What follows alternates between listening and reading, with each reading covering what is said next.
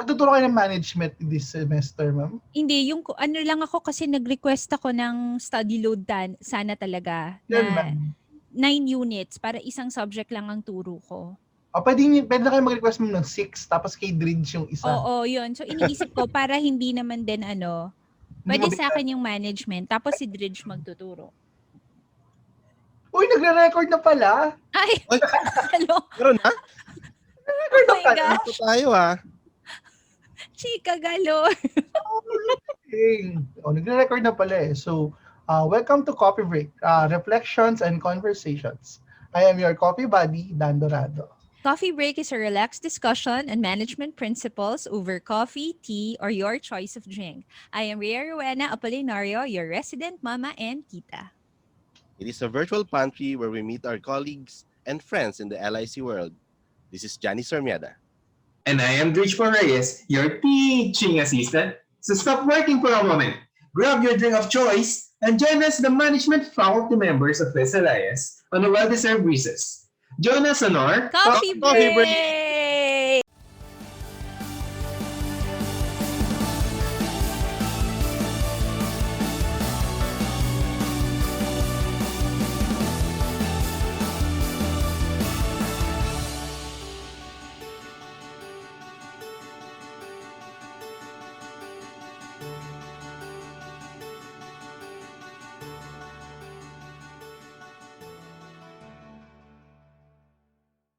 Welcome back to Coffee Break. So last week, we discussed with our guests how they generally manage their libraries in this time of pandemic. We talk about what were their biggest challenges and how they adjust their operations. So this week is a kind of continuation as we dwell a little deeper on a more specific topic. And I am sure that many libraries are struggling now with this particular topic. So ang topic natin for this week ay stakeholders management. So being library ay isang service profession, nakasenter palagi ang ating services and programs sa mga stakeholders natin. So let us see paano nga ba natin ma-manage ang ating mga stakeholders, lalong-lalo na ngayon na pandemic, lahat ay remote, marami sa atin ay work from home, and joining us this afternoon are our esteemed librarians from all over the Philippines. So meron po kami na-invite from Northern Luzon, Visayas, and Mindanao. So first, we have Mr. Loren Kipaan, Head Librarian ng Benguet State University. Hello po, Sir Loren. Good afternoon. We also have Sir Alistair Troy Laksamana, Educational and Recreational Section sa Quezon City Public Library. Hello po. We also have Mr. Stephen Alayon, Databank Senior Information Assistant of Southeast Asian Fisheries Development Center. Hello po. And last but not the least, we have Ma'am Estela R. Diquito, Group Head for Knowledge Resource Management and Chief Librarian of Davao Doctors College. Hello po, ma'am. Hello, good afternoon. So hello po. Again, maraming salamat po sa pagtanggap ng aming invitation. So kumusta po kayo?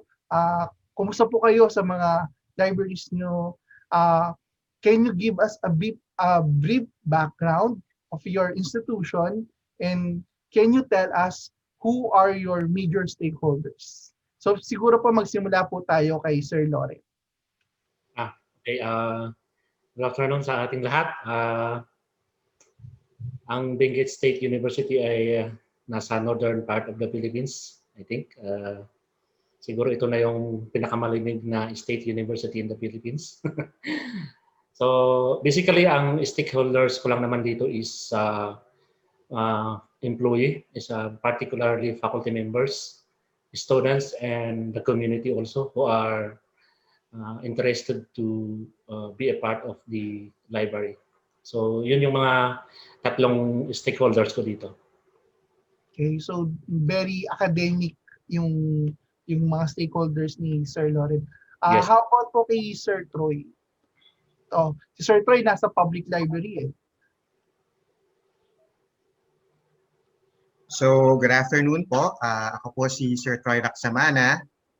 I work at Quezon City Public Library. Okay, so mine is a public library. So ang stakeholders namin is the general public. So down from dun sa mga tawag dito, bata pa lang, baby pa lang hanggang sa senior citizen. Okay? Okay, tapos kasama rin namin sa stakeholders dito ang syempre ang local government at mga ibang partners. Ayun. So, yun. Malaki ang sakop namin kasi we're a public library. So parang everything under the sun. This is a rather special one kasi special library yung kay Sir Stephen. So, hello po Sir Stephen. Hi Dan. Yeah. Yung sa amin naman, we're a special library. So I'm connected with the Southeast Asian Fisheries Development Center or with the Aquaculture Department based in Iloilo. Although we are based in Iloilo, primarily catered namin, yung target namin are yung staff, yung research staff, and yung mga technical assistants ng CIFDEC. But since we started yung repository, parang naging open na din yung library namin to the public. And then we also cater to the library nung hindi pa pandemic. Open din kami sa mga high school, college students na gustong gumawa ng research, and especially on aquatic and marine sciences. So yun. Hindi lang local, pati international, nagiging stakeholders din ni Sir Stephen. And last but not the least, I think medyo hybrid, medyo academic, medyo special yung library ni Ma'am Telly. Hi, actually we are an academic, no? So Davao Doctors College kasi is partly, although part of there are special collections, but it's a college, so it's typically an academic library. So majority of our stakeholders really are, of course, since we are an academic library, are our customers, our faculty and students. And I also considered our faculty, no, as our stakeholders as well, employees, stakeholders as well. And then, of course, since you are into partnerships with other schools, because we have DACUN, we have PLAI Davao Region, and we Inc. and MOA. No, I also consider them as our stakeholders. So generally, academic library talaga siya. Yun lang. Thank you. So ayan. So I think magiging maganda yung discussion natin for today kasi napaka-diverse nung mga stakeholders na sinaserve ng mga library ng ating mga guests. So maybe it's a follow-up question na lang. So do you have a mechanism to identify sino nga ba yung mga stakeholders ko and ano yung mga needs na kailangan kong i-satisfy or i-address as far as my stakeholders are concerned. So from admin to staff to yung customers, meron po ba kayo mechanism para ma-sense kung ano yung mga needs nila? Kahit sino po sa inyo, pwede po sumagot. Sige, pwede na ako mag-share siguro. Po, Sir Tati. So, ito yung mga methods namin how to know the needs ng mga stakeholders namin. So, we utilize Google Forms. Noong 2017, meron kaming library feedback form. Tapos, nag-transition na to a reference service sa website namin noong 2019. And ever since meron kaming Facebook page, yung Messenger. Tapos, continuous din yung namin, our city librarian attends ExEco meetings. So, we let the local government know our needs, yung mga plans and projects. So, para mababudgetan. Siyempre, napaka-importante ang budget sa pag-implement ng mga plans and programs. So regularly naman, our city librarian attends the ExEco meetings. Tapos, when we have activities, we also, manual naman to, we devise parang a feedback form. Tapos, hindi naman lahat ng nag-attend doon, selected lang from the teachers and the the the kids who participated, hinihinga namin ng feedback. So napaka-essential dito is to get the feel and yung feedback ng users natin. That's for the case ng Quezon City Public Library.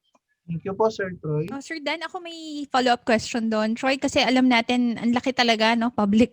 As in, the whole Quezon City is your Yes. parang clientele, di ba? How do you reach out naman doon sa mga hindi talaga users? No, hindi, kumbaga, ano sila, they're not actual users but potential users. Yes. But they're Yeah. still your clients. So. Yeah. That's a good question. So proactive naman kami. For example, yung mga persons with special needs. So we have programs for them na although yung kahit na walang budget, we partner with other organizations. Like noong 2012, we've setting up persons with special needs na corners together with National Council on Disability Affairs. Tapos, hindi kami nag-stop doon. So, nag-iisip pa kami ng iba pang mga partner. For example, hindi lang to natuloy providing books with yung para sa Braille. Okay, so nag-research na kami. We visited resources for the blind. We've asked National Library of the Philippines. Nagbigay rin sila ng resources. So I think we've been conducting plans to kung ano yung needs na kailangan nila is mabigay namin. So that's how yung mga untapped or yung mga hindi pa pumupunta sa library. And I think yung sa mga activities namin sa schools, activity namin sa communities is one way para matap yung mga hindi nakakaalam sa amin. And we have special programs like yung when I did the General Basa, di ba? Yung mga ganon. So proactive naman kami sa mga identified namin yung kailangan namin itap and we do programs for them. Thank you. Talagang dapat maabot sila, no? Yes. Yes, So yes. thrust din ng local government ng aming organization na matap yung mga hindi nagpupunta. Okay. Ang ganda yung nakuha ko doon sa sabi, Sir Troy. In terms of reaching out to your stakeholders, pwede mo namang maghanap ka ng kapartner. So you partner with other institutions para ma-reach mo sila. So the library need not to do it alone. So maganda siyang strategy, I think. Thank you, Sir Troy. Meron pa po bang ibang mag-share? Si Ma'am Stella pa. Okay. Sa amin kasi, because of this pandemic, practically, dapat you need to strengthen your digital presence, no? What I did, of course, I have 4 librarians and I have 5 library assistants. So, isa-isa sila, binigyan ko sila ng halimbawa, of course, klaro naman kasi sa amin ang needs being an academic library. So, if that student is coming from that program, so yun ang needs niya.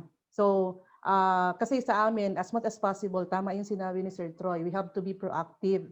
No, hindi yung mag-antay ka lang na somebody will message you na ito yung kailangan nyo. So, good thing because I am part of the Management Council kasi actually, Sir Dan, Group Head of Academic Support Services ako. So, kasali, registrar is under me, laboratory, ang dami kong hinahawakan aside from concurrently as the Chief Librarian. So, madali yung, kumbaga malawak ang connection ko. Practically, we have copies of all the syllabi. So, sabi ko sa mga tao ko, dapat yung kung ano yung references ng syllabi ng subject na ito, we have to ready. So kung pwede, we have to scan na natin yung table of contents para mas madali ba sa amin if we are going to respond to specific needs, no, for example.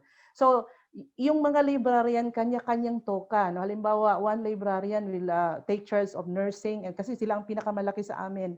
So, kung ano yung concerns ng program na yun, ikaw na bahala doon. So, yung mga ganun. No? So, strengthen mo yung, syempre, yung Facebook natin, yun naman talaga ang may pinakamalawak na reach sa atin, emails natin and the like. So, kung as much as possible, establish mo lang no, digital presence talaga. And then maraming pakulo, no, maraming pakulo on the web in a way to engage with our stakeholders. Yun yung ano ko. So as much as possible, I need to track, no, how many have you catered for the week, for example. So hindi lang pwede na isa lang. Bakit isa lang? So as much as possible kasi mahirap kasi, no, with this pandemic, good for Sir Lauren and for Sir Troy and for Sir Stephen kasi kami, private kami. So pag medyo bumagsak ang enrollment namin, delikado kami, no? So I have to justify why may people should be, you know, we have to justify our value, why we have to be considered as essential. As much as possible, unahan natin sila. Hindi pwede na tayo ang pagsabihan, what are you doing? So dapat itong ginagawa namin, no? So justified. So wala naman kaming problema masyado in terms of some concerns why students have to pay library fee. Wala kaming ganon because nakikita kami. So yun lang, no? Thank you. I totally Sir Dan. agree, ma'am. Anticipate the needs, be proactive, para lang makita nila, hindi pa nila hinihingi, naka-ready na yung kailangan nila. Thank you, ma'am. Sir Dan, may Yes, follow-up ma'am. question ako kay Ma'am Stella. Yes, sir. Actually, interesting po kasi yung project ninyo, yung ginawa ninyong program, no? Especially you reach out to the stakeholders natin. Pero yung tanong ko po, ma'am, is ano naman po yung naging response ng stakeholder natin dun sa sa programang ito? Kasi ang dami po ngayon, ang daming academic libraries ngayon na to justify their presence ng library nila, kailangan nilang gawin yung mga bagay na to. So maganda ring malaman ng mga institusyon na to, ano ba yung mga naging response sa inyo, especially sa case nyo po, no? Ano yung naging response ng inyong mga stakeholders dun sa ating programa? So, good question, sir. So far, positive po ang response. So probably, nakakatulong din kasi yung, you know, yung nga sabi ko, I have this connection, no? I handle marketing. Dami ko talaga hinawakan dito, grabe. So medyo, pag may hinihingi ako, no? Especially like for example, how we can establish our presence, dapat strengthen ang stakeholder engagement. So meron kaming mga pakulo, may virtual orientation, mga virtual like pep talks and the like as much as possible.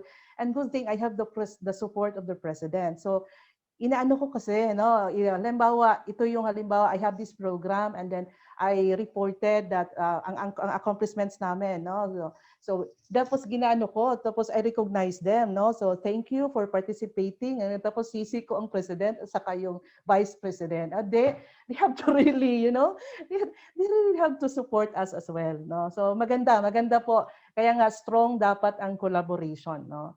Kaya in a way, it can really yield positive result. Ayan, sobrang ganda po actually. Marami po kasi akong kakilala ngayon, medyo ganun din yung kanilang style on engaging their stakeholders. Pero ang nakakalimutan po nila is how to report that to the upper management. Kagaya nung ginagawa nyo. At I think isang magandang suggestion para sa kanila kung paano nila gagawin yung pagpapaalam sa mas nakakataas na ito yung nangyayari sa library. Thank you, Ma'am Stella. Okay, sir. Ayan. So, Can I say something also on that regarding dun sa stakeholders dan? sige po. Sa case naman ng special library, medyo mas malawak. Akala ko nga yung special library, yung sa corporate mo lang, yung company mo lang or institution. But kung yung institution mo naman, yung reach dapat public, tapos policy makers, mas malawak pala yung stakeholders mo. So sa case, for example, ng CIFDEC, in-identify na namin from the start, we have this what we call an information staff exchange program at naging information staff program na later on, andun yung nilagay talaga namin, ano yung target namin and indicators. Nakalagay doon ano yung, ang pinaka-main objective ng program is increasing visibility nga ng CIFDEC. And ang challenging doon is regional or international yung scope niya. So nagbibilang kami from visitors ng website, visitors ng library, na-disseminate namin na flyers, nag-download ng mga publications. Magbibilang kami from ilan yung high school students, ilan yung teachers, ilan yung policy makers, ilan yung fishermen, and ilan yung business sector. So, maliban sa researcher sana na focus lang namin, kailangan din namin i-address yung different clienteles na to. So, yun yung challenging sa special library. And I'll share to you later on naman kung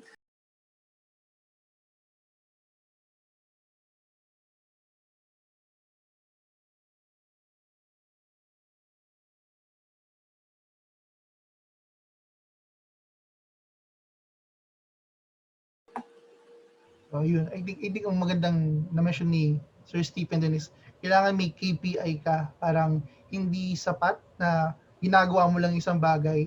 Kailangan meron kang parang measurement na, okay, I am reaching my target and this is something na pwede kong i-adjust kapag palagi ko na siya na-reach para lang level up yung service.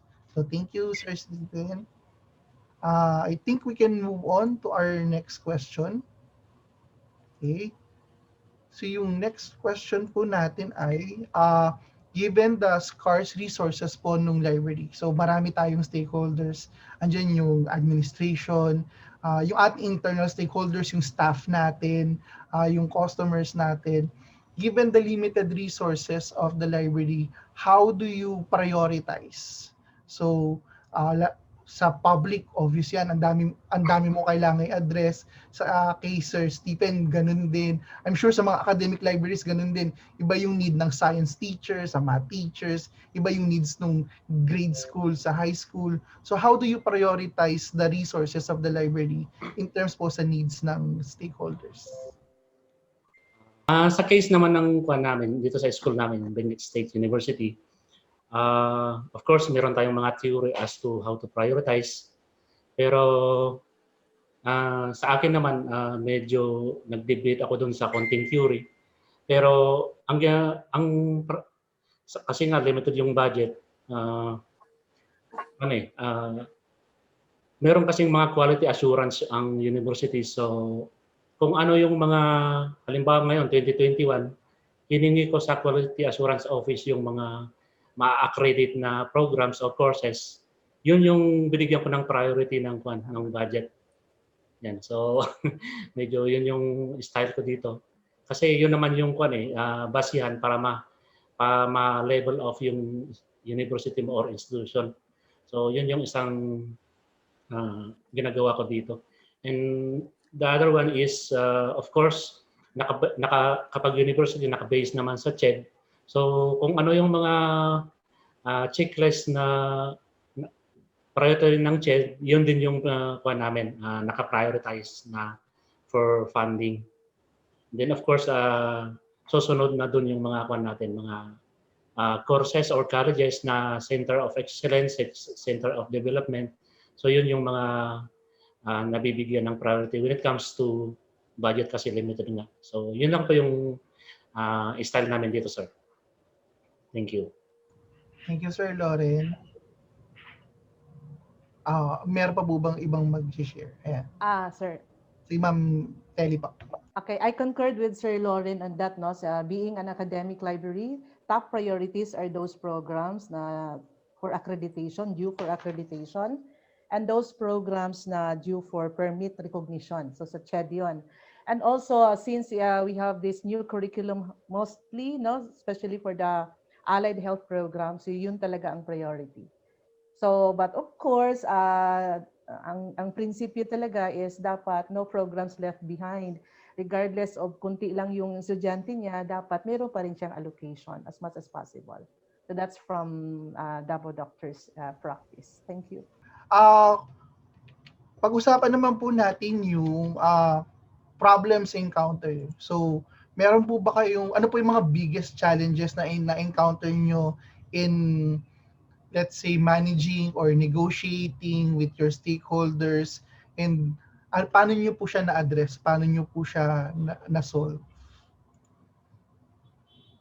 Meron po ba kayong mga ganong experience na hindi kayo magkita eye to eye ng stakeholders nyo?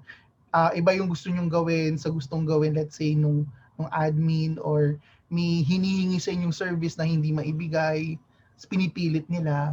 Hindi naman gaano sa when it comes to human relations. Sa akin lang naman ang number one ko dito is yung one, our connections with the faculty when it comes to, kumbaga, yung imamatch their faculty syllabus or syllables, hindi nakamatch yung kanilang references dito sa library. Yun yung isang problema ko ngayon, and I'm still trying to figure it out kung paano mag-match na lahat ng syllabus ng faculty members meron sa library, or at least meron man lang e-book. So ito yung figure out ko ngayon, medyo iniisip pa lang, but still konti-konti naman ang ginagawa namin is we just get the faculty syllabus doon sa every colleges, pero ang problema naman kung minsan hindi updated yung mga andun sa colleges. So dapat sana yung current na syllabus ang makukuha namin.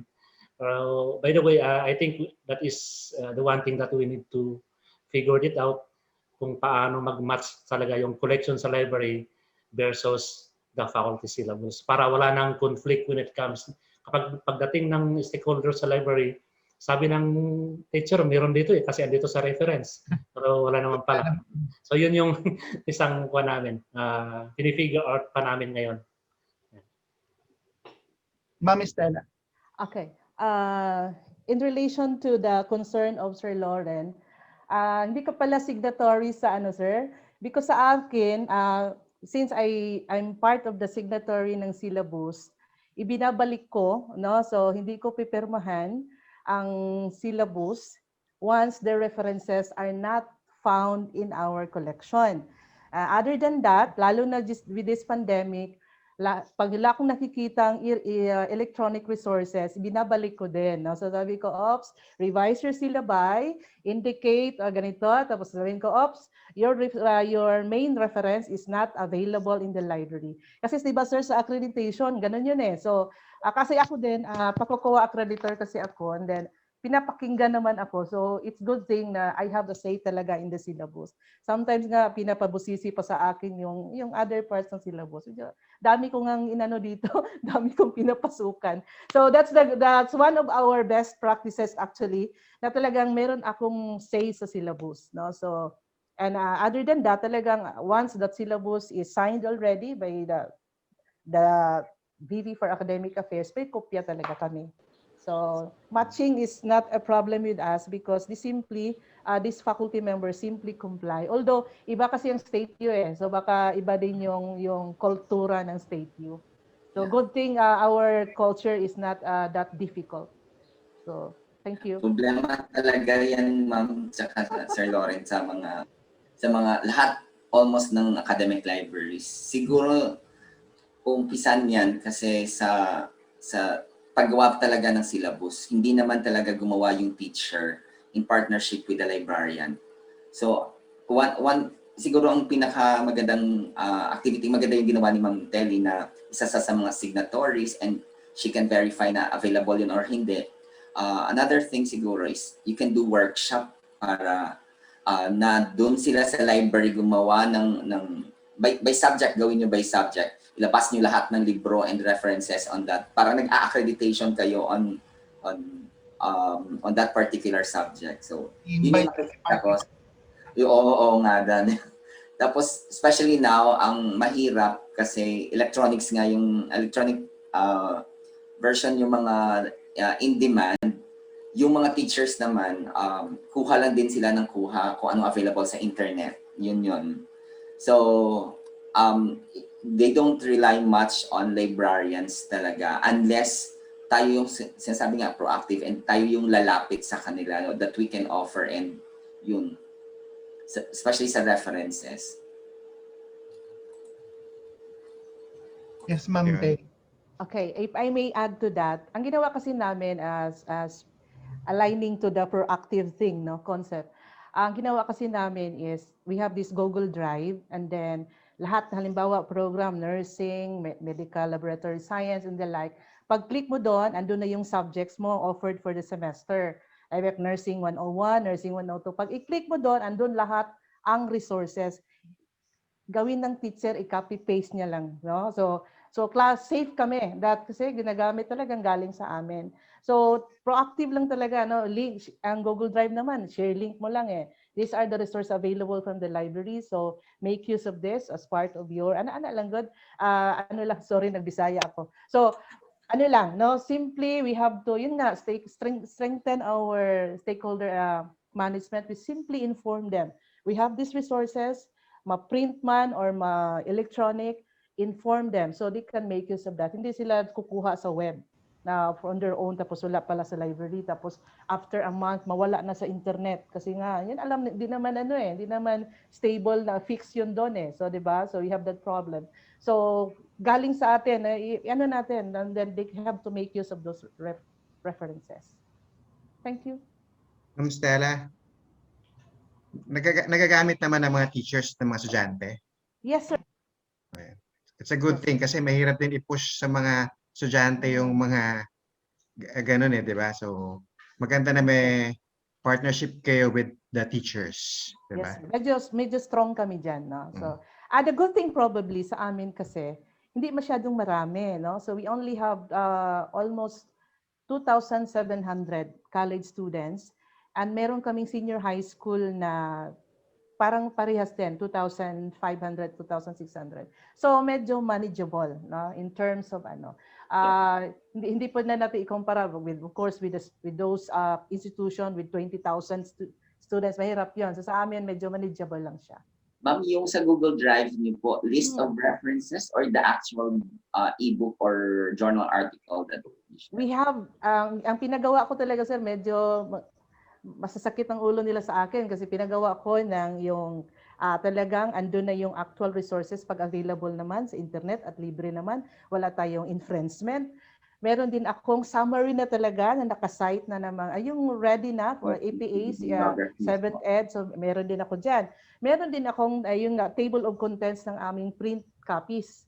Kasi alam mo naman yun, we have some concerns on that, no? Pagdating sa copyright. So just table of contents. So faculty, di ba pag magawa naman tayo ng syllabus, I am also a teacher, no? So connected ako sa University of Mindanao, MLIS, BLIS, meron akong mga ganong, alam naman natin, no? Dami tayong mga racket, no? Especially, meron naman tayong time. So ang ginawa ko ganon. So medyo yung technical librarian ko, so dami pinapagawa. But that's the thing, no? We have to, that's the way of life na ika nga ngayon. So we have to ready and we have to establish nga our, you know. And yung print, sorry.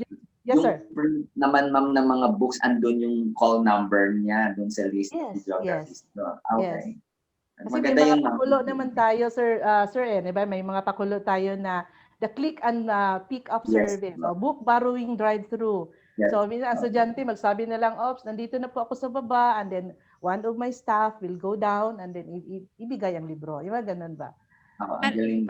Parang ang sarap naman nun, Ma'am Telly. Gusto ko ata. Ngayon kasi gumagawa tayo ng course pack, ma'am, di ba? Yes, parang, yes. hingin ko na lang, di ba? Tapos ilalagay na, andun na lahat. Ang saya naman. Exactly, oo. Oo. Kaya walang reason that, you know, their syllabi are not updated. So walang reason because alam nyo, kasi sa amin dito, mas kami sa performance as much as possible every week. We have to report, so each personnel na has to report anong accomplishment mo. Medyo madugo kami sa ganon.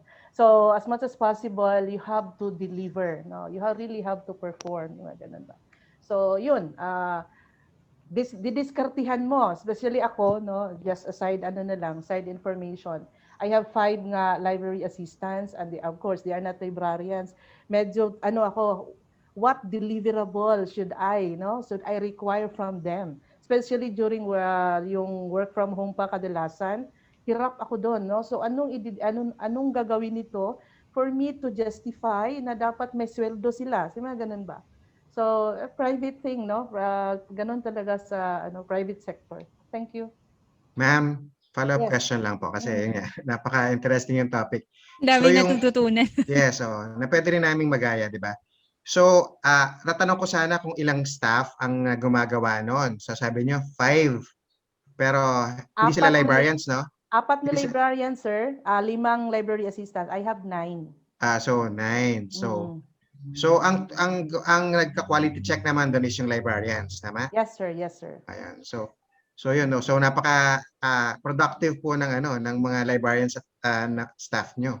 Yes, sir. Kasi wala silang choice. They have to produce. Okay. And with my guidance, of course. Hindi pwede na talagang ang leadership, sir, kailangan mo talagang na sila.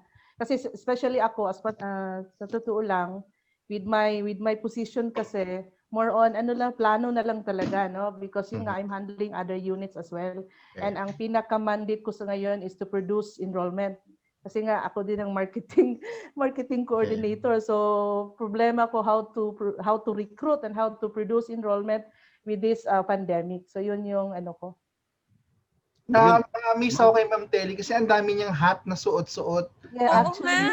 Actually, Grabe. Sa live. Tapos, Dan, if I may, no, kasi nasabi na rin ni Ma'am Telly, ni Ma'am Stella, na siya yung re-reach out to increase yung enrollment, no?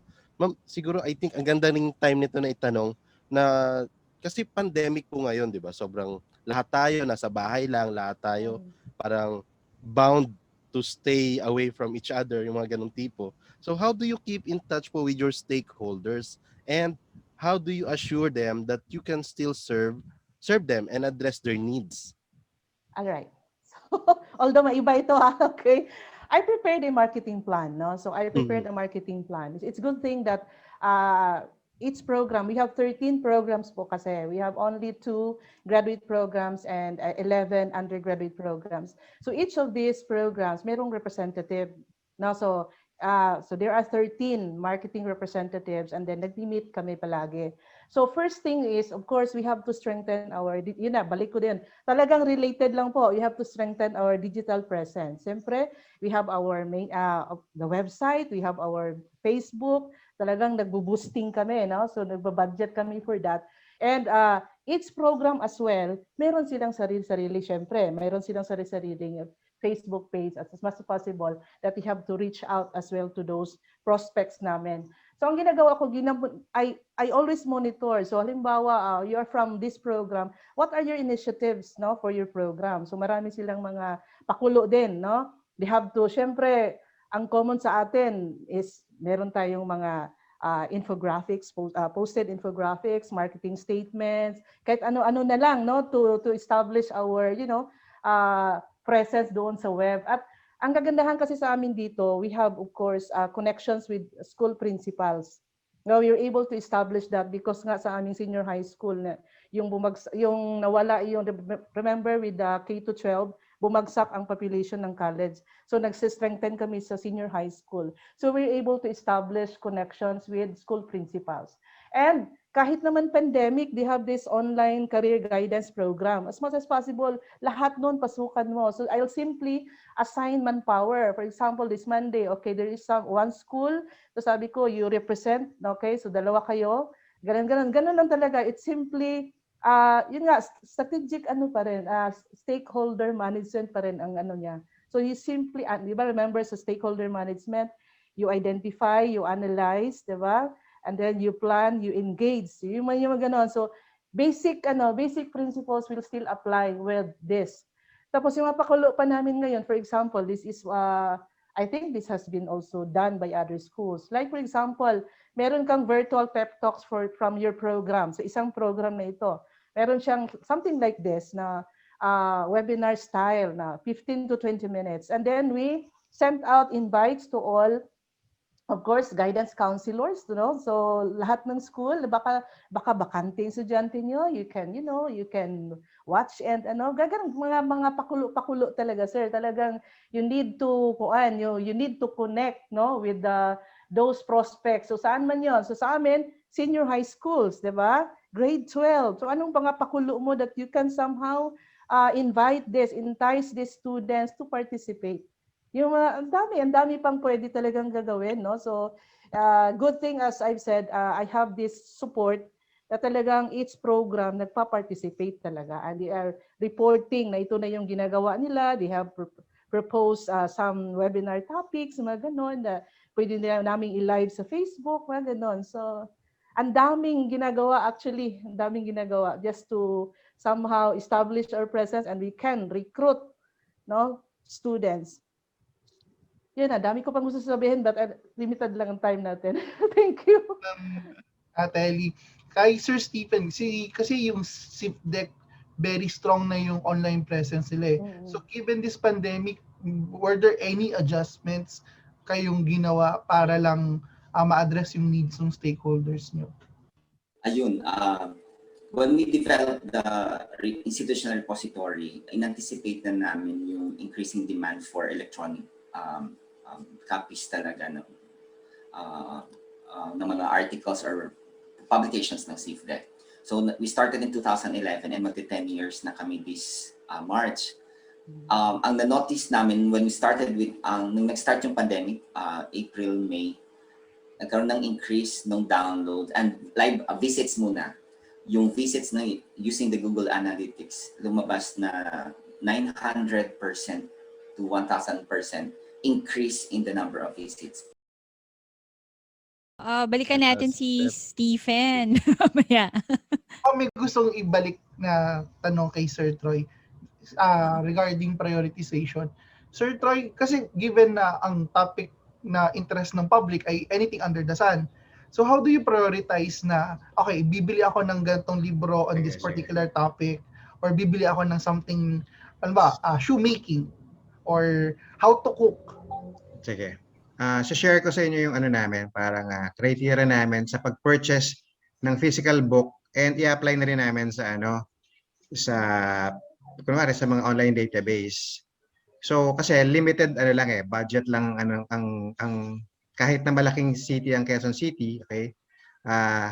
Kung i-compare mo yung budget doon sa size ng population, 'di ba? Napakaliit.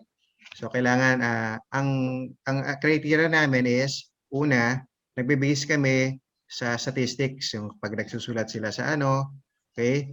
Kasi sinusulat din nila dito ano yung libro na nire-research nila at ginagamit.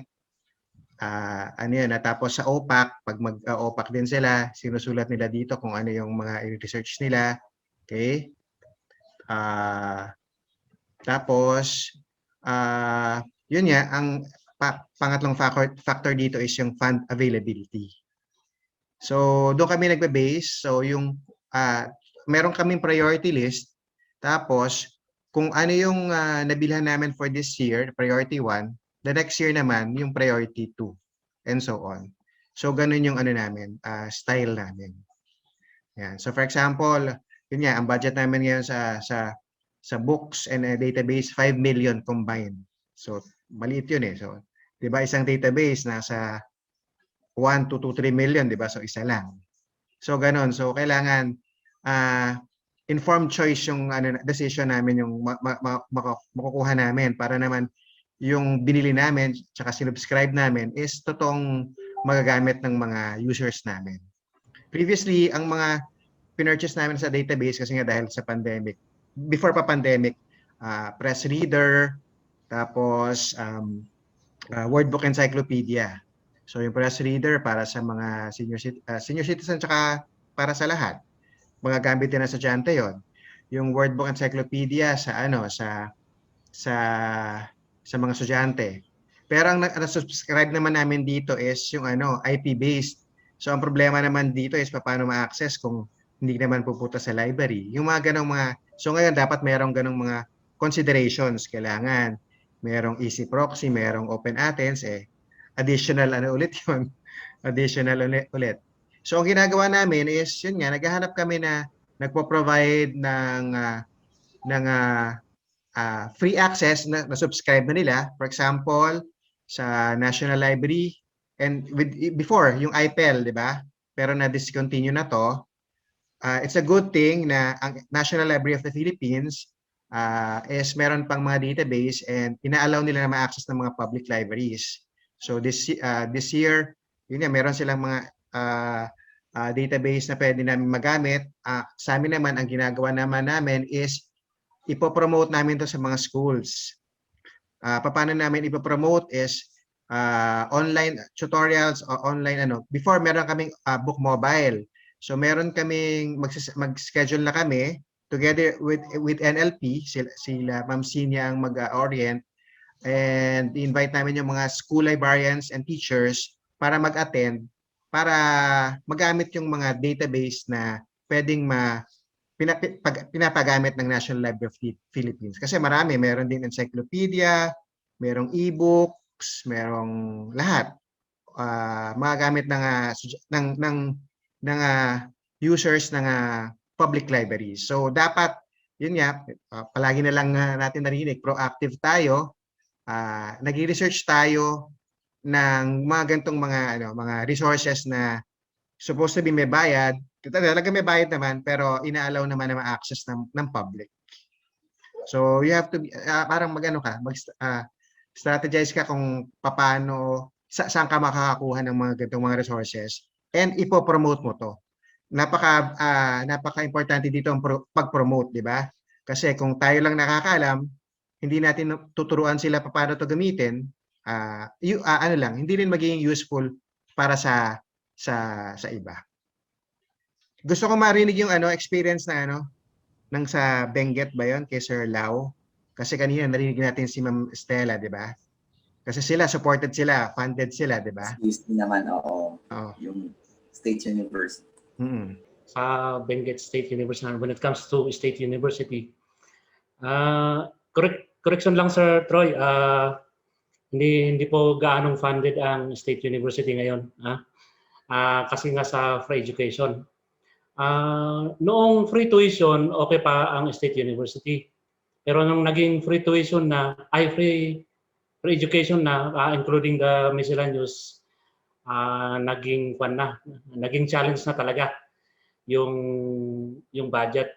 Meron namang budget manggagaling ng CHED kasi halimbawa ngayon, 2021, siguro marireceive na namin yung budget namin mga November or December na.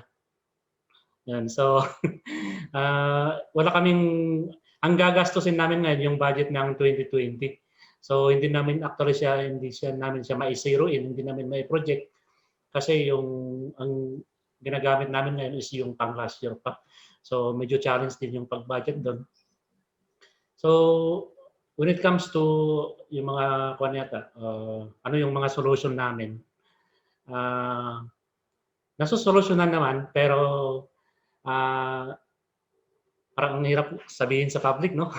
Pero meron talagang mga kumbaga merong mga diskarte, may mga ninja moves kung minsan para lang ma-meet mo yung needs ng mga stakeholder mo. Sa ngayon kasi merong mga technologies na kahit na naka-close, basta merong DOI, pwede mong makuha yung full text, parang ganun. So yun yung mga ibang sometimes moves namin which is dapat na hindi dapat na pero we want to satisfy our clients kaya sometimes yung good motives yun na lang siguro yung parang namin na nagpapagaan ng kalooban kahit na medyo ninja moves yung mga ginagawa natin minsan as information provider. Sir, so pareho pala tayong sitwasyon na gano'n nga, yung previous budget ngayon ang ginagamit tapos nasa later part pa magagamit, di ba? Yes, sir. Ayun. Yes, sir. Pero siguro realization dito, kailangan mag-ingay tayo sa mga, di ba, sa government, sabihin natin, kulang pa yung ginagawa, di ba? Yes, kasi sir. napaka-importante ang education tapos hindi nasusuportahan. Yes, sir. Kailangan po talaga siguro ng mga additional hashtag. Yes. Ayan. So siguro tuloy na lang po natin yung usan na butol si Sir Stephen kanina. So sabi mo, Stephen, tumaas yung visitation nung nag-start yung pandemic.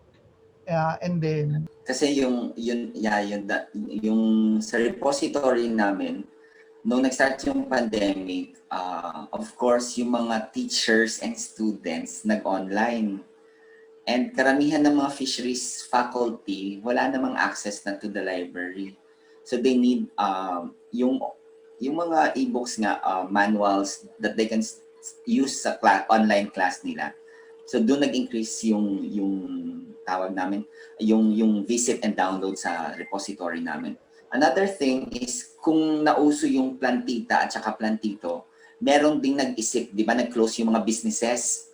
May mga nag-isip na syempre, for example, RTW siya, department store. So nag-iisip siya ng anong other business niya, naisipan nila na-realize nila that agriculture and fisheries, yun yung mga basic commodities.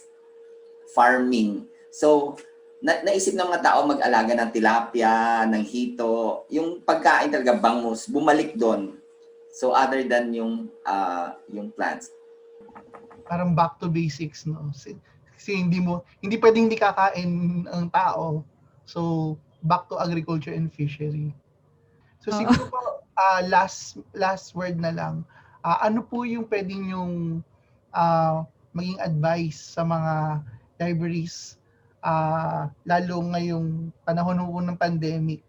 Ano po yung main concepts or main management theories na pwede nyo pong pwede nyo sabihin na this is what is working for us and maybe this is something that can work for you, para lang din po magtuloy-tuloy yung service ng library during this pandemic.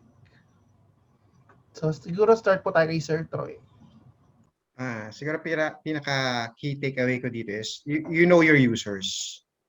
Para yun nga, may guidance ka kung ano yung po-provide mo na materials online or hindi man online.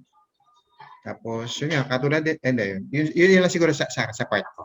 Tapos siguro na dahil sa pag-uusap din natin, utilize natin yung analytics. Yung mga ganon, di ba? Yung mga Google Analytics. So, ngayon ko lang naisip tatanong ko yung nag-manage ng namin, ng website namin, tsaka Facebook is, are they doing analytics, di ba? Para meron dyang info na pwedeng kaming magamit. May insight na makukuha. Yes, yes. Thank you, Sir Troy. Ma'am Kelly, advice po sa mga other academic librarians na medyo hirap din po ngayon pandemic. Ano lang siguro, continue to make stakeholder engagement a priority. Talagang gano'n, no? Strengthen your stakeholder engagement in a way to inform your users, to inform our users on what we are doing, what resources are we offering, as well as our services. And if there are improvements, strategic decisions, dapat alam nila. So in a way, we can establish a strong collaboration. So di ba, if literature would say na if you have a good stakeholder management or engagement that will abound to good reputation, no? You have a competitive advantage, and in the long run, of course, you are resilient. Yun lang. Thank you. Thank you, Ma'am Telly. Sir Loren? Sa akin naman, ang realization ko, it's more of, kumbaga, sa ating mga librarians ngayon, puwerasahin natin yung sarili natin na i-embrace yung Library 4.0 or Education 4.0 principles. Kasi andito na, talagang pinupuwersa na tayo sa sitwasyon na to. So, we need to embrace those principles. And of course, kung kakayanin, we need to implement also those mga library tourism ideas natin. Kung minsan pa meron pang business model para lang mag-thrive yung ating libraries and librarians. Mapansin din tayo. Ang realization ko ngayon is napaka-powerful ng social media presence natin. Kung minsan, that is one way to promote yourself sa immediate superior natin. Kung mayroong mga activities tayo, itatag natin yung mga boss natin para at least malaman nila na meron tayong ginagawa. Yun, kasi kung minsan yung report, hindi na nila binabasa yan. Kapag mga social media tags, sigurado mapapansin yan. So, yun yung na-realize ko lang na siguro yun yung dapat natin i-enforce for this time. So, yun lang, sir. Thank you po, Sir Loren. And last, Sir Stephen? Yung umpisa talaga, you need to identify your stakeholders. Okay? And then, ano yung targets natin? May mga targets tayo. So, objectives natin. For example, last year, we tried na 20 million searches performed ang target namin for the repository. And nung nag-pandemic, August or September pa lang na-achieve na namin. ang 20 million searches performed na yun. So, yung library namin hindi nag-close nung pandemic, nagtrabaho kami the whole week kasi nga, tawag dito, nagpo-produce nung fingerlings yung opisina, nagre-research. So, parang yung naging essential na workers yung nagre-research and yung nagpo-produce ng milkfish, fingerlings, and other commodities. So kami naman, na-appreciate nila yung value namin. May na-report kami, may ibang opisina nag-close, walang services for training, for museums. Pero yung library, we continue na nakita nila na yung mas madaming nag-download, mas madaming nag-view, okay, nag-visit sa repository. So yun yung magandang indicators nung ni-report namin during the strat plan. Nakikita nila na meron talagang nagawa yung library, na andun na siya, andun yung infrastructure, aantay ka na lang nung results, nung statistics nun. So yun yung kagandahan, and we try to convince other universities then and other libraries to venture, to develop na talaga yung repository. So maglo-launch next this week yata yung Central Philippine University and other libraries naman nag-start na. Si Lauren meron na ding repository in the past and they're reaping na, yung nag-enjoy na sila dun sa statistics na madaming nagda-download and nag-search dun sa repository nila. So, and then dun sa repository din pala namin, meron din kaming nilagay na yung ibang libraries magamit ng Google Docs sa amin sa repository. Merong request form doon na nakalagay yung anong classification mo as a stakeholder.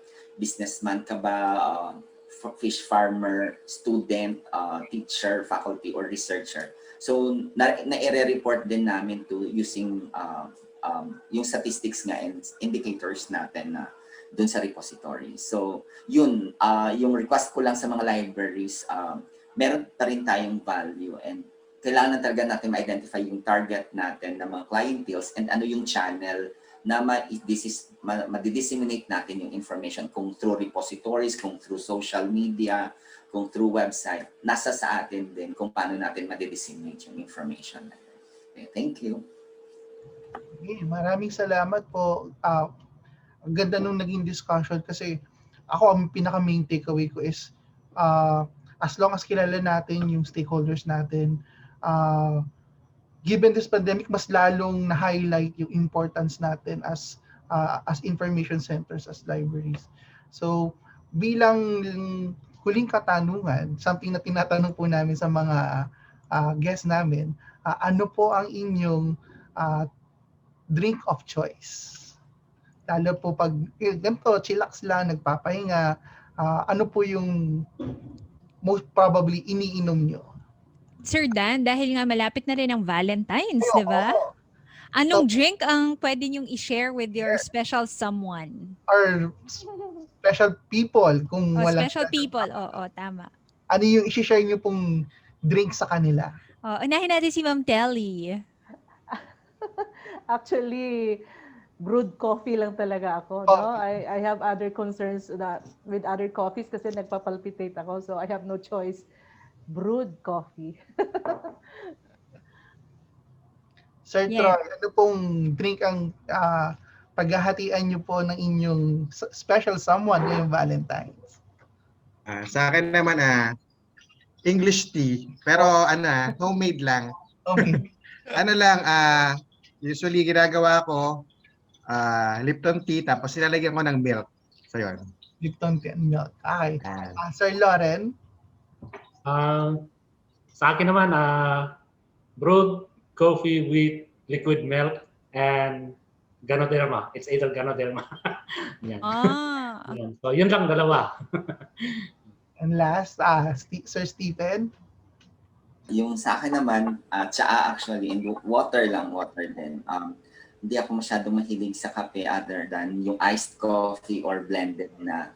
Pero yung pasalubong ko parati sa taga-library, yun, brewed coffee talaga. Mahilig sila. Kahit saang conferences ako or travels pupunta, kailangan ko magdala ng coffee kasi tuwang-tuwa sila doon. And even library visitors visitors ng library, ina-offera namin ng brewed coffee.